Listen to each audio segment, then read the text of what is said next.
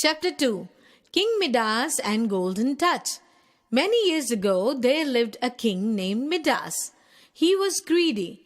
King Midas had a very big treasure of gold. It was said that he had more gold than any other king in the world. One room of his great castle was almost filled with yellow gold pieces. But he wanted to become more and more rich. He always thought of getting more wealth. Even in dreams, he begged for gold and silver. King Midas had one little daughter whose name was Marigold. She liked to pick flowers in the garden. King Midas often gave gifts made of gold to Marigold. The king grew so fond of his gold that he loved it better than anything else in all the world. He even loved it better than his own little daughter. One day, while he was walking in his garden, he saw a fairy in the clouds. Midas saw the fairy coming towards him. Midas asked her, "Who are you? Why have you come here?"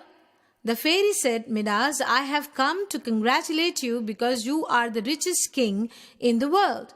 There is no king who has so much gold as you have."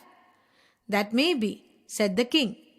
"As you see, I have this room full of gold, but I should like much more. For gold is the best and the most wonderful thing in the world." "Are you sure?" asked the fairy. "I'm very sure. I want to get more and more gold," answered the king. "Would you ask for more gold if I should grant you one wish?" asked the fairy. "If I could have but one wish," said the king, "I would ask that everything I touch should turn to beautiful gold." The fairy said, "Your wish shall be granted. At sunrise tomorrow morning, your slightest touch will turn everything into gold. But I warn you that your wish will not make you happy."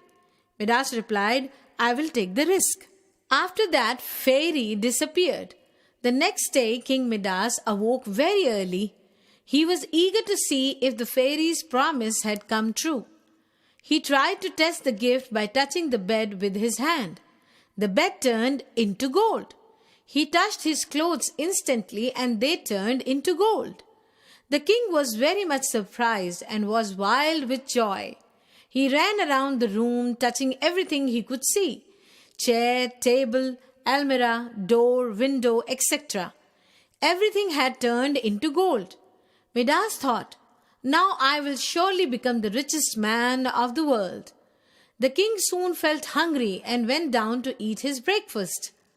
Now a strange thing happened. When he raised a glass of clear cold water to drink, it turned into liquid gold.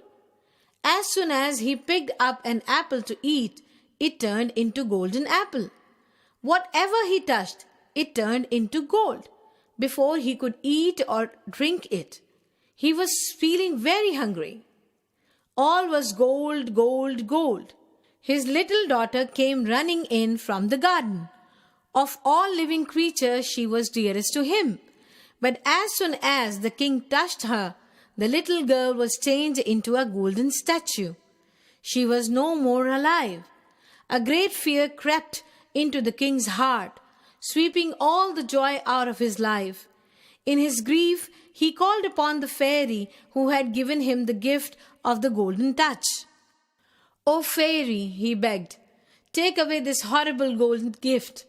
Take all my lands, take all my gold, take everything. Only give me back my little daughter." In a moment, beautiful fairy appeared before Midas, blessed him and said, "Do you still think that gold is the greatest thing in the world?" "No, no," cried the king and said, "Please forgive me for my undue greed. I do not need gold alone." "Are you sure that you no longer wish the golden touch?" asked the fairy. "I have learnt my lesson," said the king. "I no longer think gold is the greatest thing in the world." The fairy was moved by the miserable condition of the king.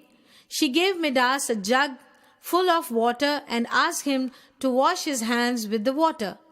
She asked to sprinkle that water on his daughter and other things so that they could again turn into their original forms. Saying so, the fairy disappeared. Midas took the jug of water and did what the fairy asked him to do. Midas was relieved of his golden touch. He also got back his daughter, and everything was as before.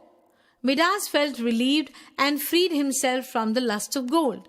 Even today, some people are greedy like Midas. They are mad after wealth. They want to get more and more money by fair or foul means. They think wealth alone can give them real happiness, but they are mistaken. The case of Midas is before us all. Contentment is the greatest wealth and the real source of happiness in life.